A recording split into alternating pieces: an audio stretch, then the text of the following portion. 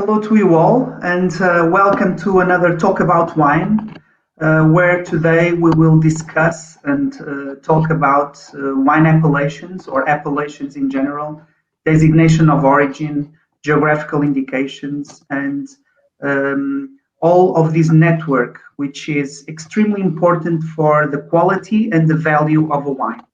So, in order to know why, today, I will talk with Alberto Ribeiro de Almeida, which is my colleague at IVDP, who runs the legal department, and it's one of the persons that knows more about this subject that I think it will be very interesting to follow on the next 20 minutes. Alberto, hello, welcome. Hello, Paul. My pleasure to be here with you. Thank you for the invitation. The pleasure is all mine, and I think we should start with a generic question that will go into detail while we talk, which is what is a designation of origin? What is an appellation? Well, that's a very wide question. We'll try to summarize a little bit. Well, a designation of origin is first of all an industrial property right. Sometimes we forget this. But it's industrial property right recognized at European level and internationally in several bilateral agreements, multilateral agreements in several countries. But above all, it identifies a product and differentiates a product in the market or services in some countries. So it's a way to identify a product, and when we are identifying a product on the market, we are making a difference. So a designation of origin is like a mark, like a trademark, that in first place differentiates a product from another. So if you have a wine or a cheese with a designation of origin, it's a way of differentiate that product from another one that does not have a designation of origin. But besides that, it also says something about the product, like a trademark that says something. In this case, it says something about the origin, the geographical origin. The product comes from a certain place, a demarcated region. But the designation of origin says something more. Says that the product has a certain quality. It was produced according to certain rules, establishing the specifications of that designation of origin. So it says more than a trademark, for example. A trademark says that the product comes from a certain company. But in this case, it says that the product comes from a region, but more than that, designation of origin guarantees a certain quality that is established on the designation on the specification. So it's mainly, I would say, it's a tool in the market. It's a competition tool to differentiate your product with designation of origin from others that do not have the designation of origin, as any other sign that you may face in the market. That's very interesting regarding the signs, because sometimes people tend to think that designation of origin is only related to the region, to a geographical area which is limited, but it's not only that, because it also has what you call the cahier de charge, the specification, that is also important to bring value to the product, right? Exactly. When we talk about the specifications, that is a set of rules that all the producers must comply with in order for their products to have the right to use the designation of origin. The specification is very important because it's not only the demarcation of area. Of course, the demarcation is part of the specification, but besides that, as I said, it's also quality. Because if you think of designation of origin, it's a collective right, so it belongs to the whole community. You're not going through the details concerning the legal nature of these industrial property rights. That's quite complicated for this forum. But it's different from a trademark. If you are the owner of a trademark, you can do what you want with your trademark. You can use in the products you wish with the quality you decide. But here we're talking about a collective right. So you must establish some rules in order not to mislead the consumer about the origin or the quality of the product, and also in order not to destroy the value of the designation of origin. because it may acquire in the market a great value. And so in order to protect that value, you establish certain rules about quality, not only origin, but also quality, characteristics, color, for example, level of alcohol, if it is talking about wines and so on, the whole procedure concerning the production, transformation, elaboration of the product, and in order to protect the name and also not mislead the consumer and to have loyalty in the trade, of course, among all the producers. That's why you need a specification in this kind of industrial property rights, because it's a collective right. It's interesting. We can use an example of a specification. For instance, if you ask me, or if someone asks us if Sauvignon Blanc can be planted in Champagne region, we have to say yes, it can. Sauvignon Blanc can be planted. But can you make champagne out of Sauvignon Blanc grape? No, you can't, because you can only make champagne with the wine varieties that are in the specification, mainly Chardonnay for whites and Pinot Noir and Pinot Meunier for reds, and for red grapes. And that's a good example of specification. So it's not only this question of the geographical limitation of a region that immediately imply quality and value, but also the specifications that you have to follow in order to protect that value. There is also a very interesting thing. In older times, the region names had great power. I can, for instance, think about the wines of Crete in Greece, that they were known through all the Roman Empire, but actually we didn't know who produced it, but we know where the wine comes from, and it had value for it. Can you elaborate a little bit regarding this importance of the region name for the value of a product, even before the trademark? Yes, well, according to my investigation and several other authors, it seems that geographical names. So we're not talking about the legal concept that we have today of designation of origin. We're talking about geographical names that were used in the market in order to distinguish the products one from the others. In fact, it seems that geographical names were the first signs used in the market to distinguish products from one from another, even before trademarks.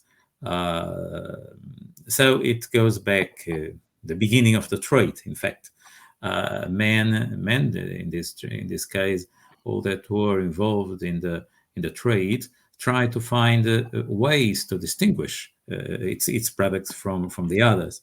And one of the way of doing it is to put a mark, to put a sign. And the geographical name is a sign.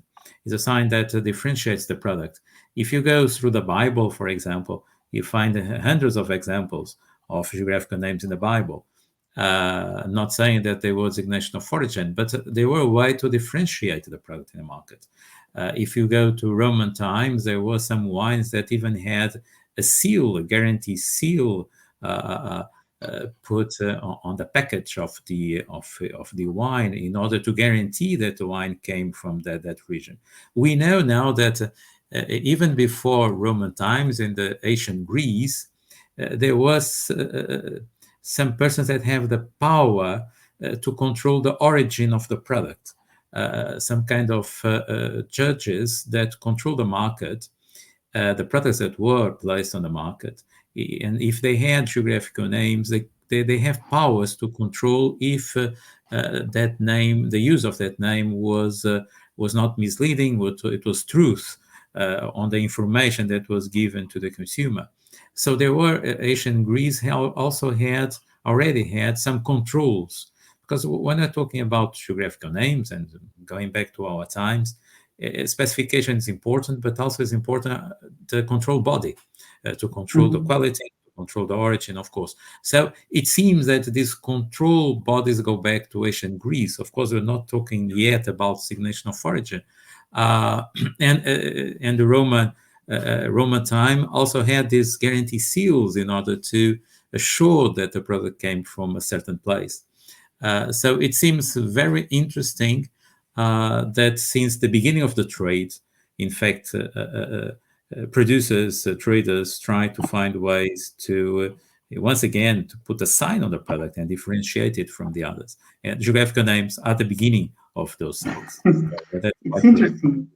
If we think about the beginning of trade, we also think about the beginning of competition, for instance. Exactly.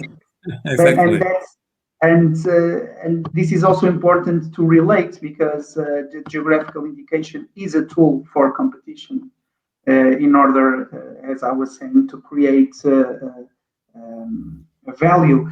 Um, let's make a jump in time and probably explain our viewers why port is so important in this relationship. Why the designation of origin port, the appellation port, was a breakthrough, especially when we see with the eyes of the 20th century, right? Exactly. If it seems from the historical data that we have, that port was the first designation of origin or the first controlled designation of origin, if you try to use the French name, the Appellation d'origine contrôlée. But as you said, using the knowledge that we have today. In fact, in 1756, when the Douro demarcated region was demarcated, when the Douro region was demarcated by Marquis de Pombal, in fact, it was not only demarcation, it was much more. Because some of the demarcations were already done before the Douro region, in Tokai, for example, in Tuscany. But Marquis de Pombal and the decree of 1756 established not only a demarcation, but also a specification and a control body. So we have there probably the main elements of a controlled designation of origin as we have today. The concept that we have today since the 30s of the 20th century, the main elements to have a designation of origin were already there in 1756 on designation of origin port. That is, we had a demarcation, but we had also a specification. There were, as you know, different types of port with different characteristics, different rules for the wine to comply with, and also there were a controlling body, the company that Marquis de Pombal created at the time. So we have the elements or the main points that the designation of origin must have today.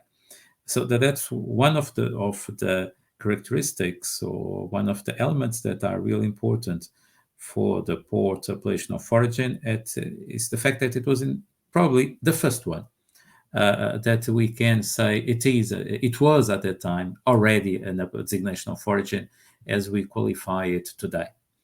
As I said before, that we had other demarcations, but we didn't have a specification. We didn't have a control body, only a demarcation, as it happened in Tokai or in Tuscany, at least in the beginning, of course. But here in the 18th century, in the Douro region, we in fact had avant la lettre a designation of origin. So we spoke about the three main pillars of the wine appellations or the designation of origin: the region, the specification, the ruling body. The ruling body also seems important to me in order to have the role to protect the specification towards copies and towards challenges that may appear from the outside. I'm talking about copies, and I'm talking about people that want to use the designation without being in the region or without following the specification. How important is this protection towards the challenging of diluting the name and losing value of the name of the designation of origin? In fact, it's very important because if you do not protect your name as any other industrial property right, you lose that industrial property right. If you abandon your rights, your properties, you may lose it. Here's the same thing. If you do not protect your name, in this case, designation of origin, if you not protect your trademark, if you not protect the things that you own, you may lose it because other ones will make a copy, will exploit the reputation, will use that name. So protection, it's very, very important in order to maintain and increase the value of a designation of origin as any other trade distinctive sign or any other industrial property right. Of course, the history of designation of origin in this point is very difficult. In this case, and being the opposite what I said before, about probably geographical names were the first to be used in the market to distinguish products. Designation of origin had a very difficult path to in order to get a high level protection, or at least a level of protection that in fact protects the value of the designation of origin. At some point, countries and states didn't think about designation of origin as a true property right. Can I speak like this, or Yes, was something between fuzzy? Yeah, if we go back to the end of 18th century, so sorry, to the back of the end of the 20th century, so before the World Trade Organization, before the TRIPS agreement, so we are before the 90s. In fact, the designation of origin was something that Europeans had, and probably only some countries in South Europe. If you look, for example, from the 1958, which were the members of this Lisbon Agreement? Well, besides Cuba, for example, that protected designation of origin, and Israel, and another one or two other countries, you have Portugal, you have France, you have Greece, you have Italy. So were mainly the countries in the south of Europe. So designation of origin was something that was a worry of the countries of the south of Europe. After the TRIPS agreement, it's not like that. And today, more than 106 countries all around the world protect geographic indications, including designation of origin. So it is, in fact, very important. We now have at the European level, at our national level, of course, but at the European level, at the Lisbon Agreement with the revision of the Geneva Act, a very high level of protection. If you go to Central America, South America, Asia, if you go to China, to Russia, they have a high level of protection also for geographic indications. That does not mean that there are not copies. Of course, there are copies of the names port, champagne, sherry, cognac in Russia, for example, and in many other countries around the world. So in this case, the group of producers or the control body, depends on how the legal system is built in each country, must take action against these copies in order to avoid, as you said, dilution by blurring, dilution by tarnishment, in order to avoid the exploitation of the reputation, even if the name is used in different products, completely different ones. So it's a very important task that the group of producers must take in order to protect their name.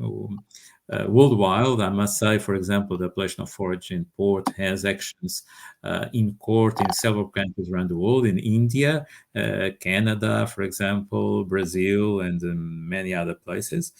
Champagne also in several countries around the world.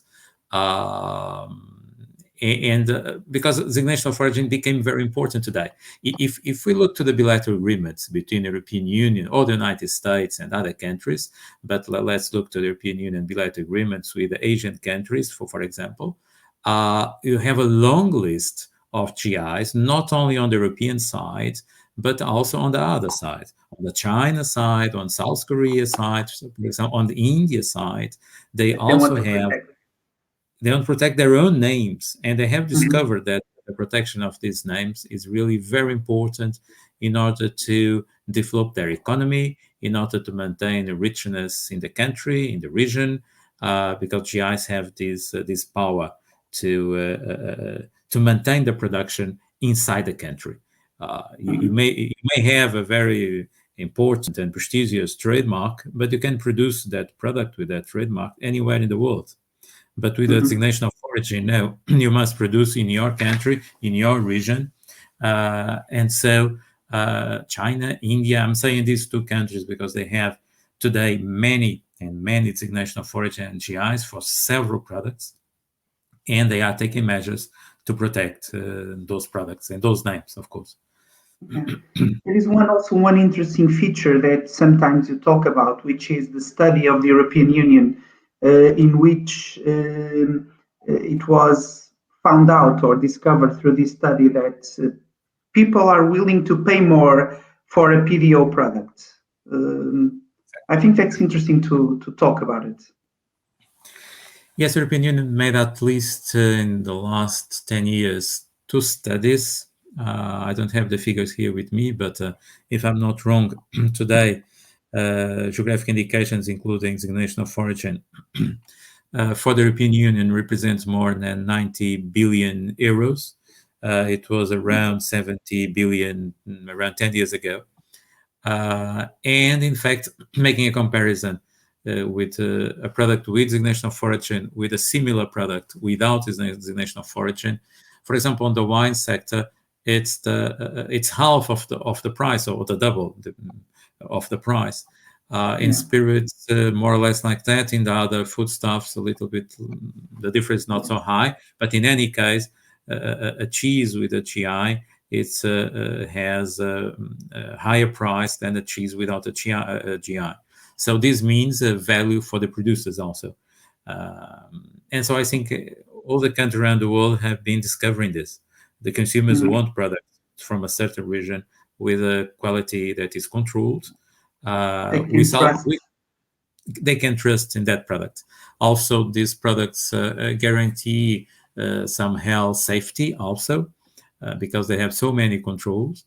And so it is this trust in the product that consumers want, and they want to taste something different, something that is different from the other products.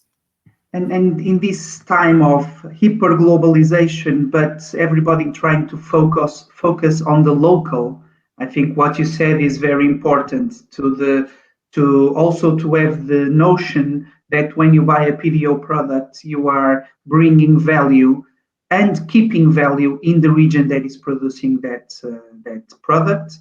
And not and also you have to be aware that sometimes names are copied. I'm thinking about feta cheese, for instance, that also had a huge work or still has a huge work ahead of them. And sometimes when I ask my girlfriend to buy feta, I also said, look for the orange sign, because sometimes we have a lot. But this idea of thinking local and keeping the sustainability working in order to bring value to those families and to those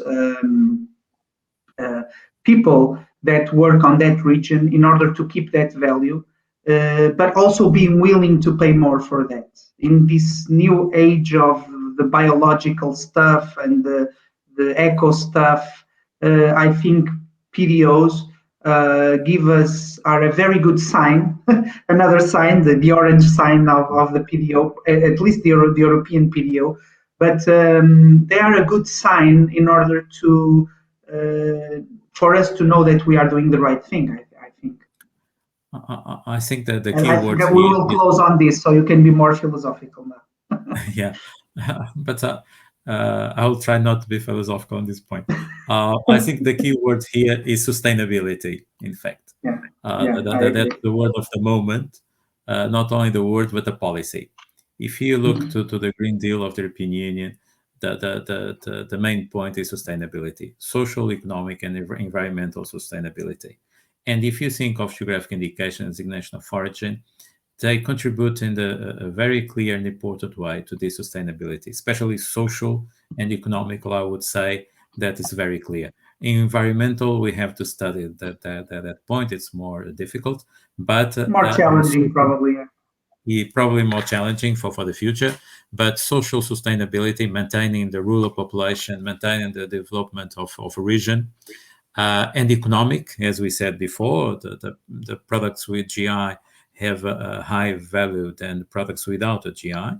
So that also means a better price for the producers, at least in theory, of course. So it's necessary to take a closer look to each region, of course.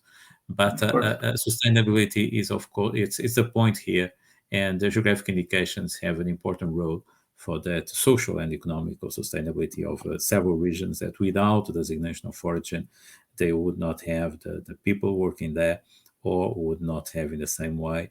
And that's a very important role that GIs comply and are important too for the producers in the region. And as I said, for the rural population, for the rural development, and so on.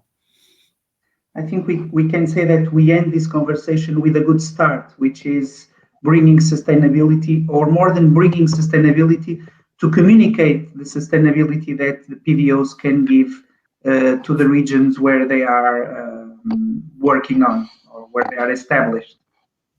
Yeah, till now, the last 20 years, the main point of the policy around the designation of origin was quality, and promote the quality and the origin of these products.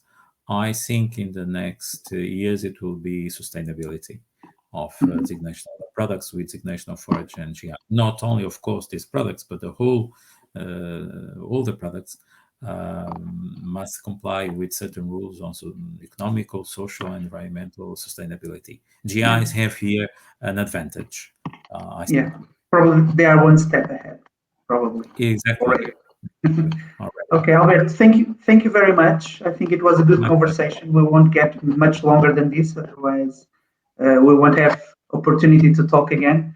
Thank you very much, and we will be in touch. And let's continue to consume PDO products, especially port wine. Thank you, Alberto. Thank you. Pleasure to be with you. See you. Bye-bye.